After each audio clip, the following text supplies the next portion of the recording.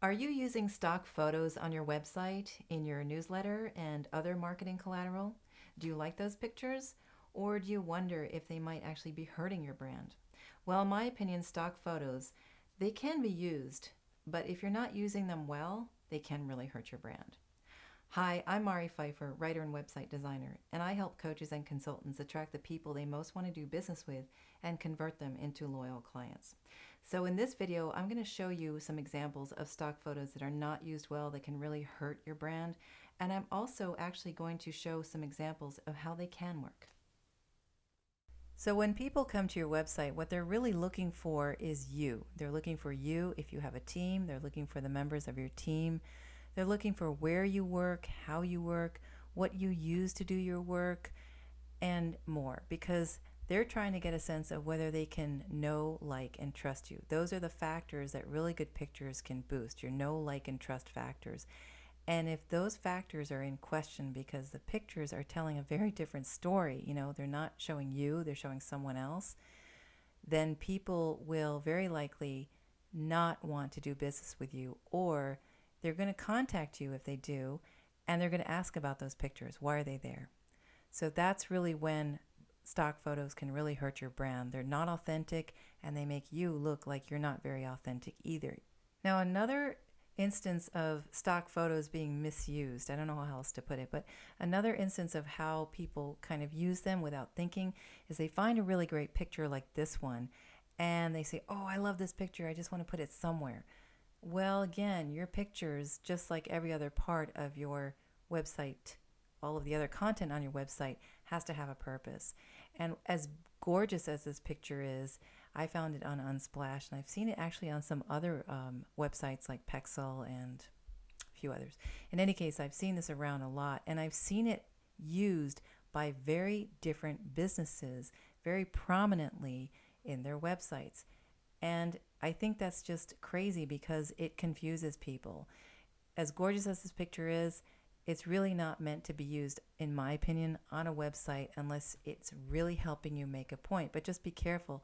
When you see something like this, you think it's probably gorgeous. There are hundreds or maybe even thousands of other people who think the same thing and are ready to download it and use it for their purposes. So hold off, look for really good pictures if you're going to be using stock pictures. But again, you really just want to use authentic pictures.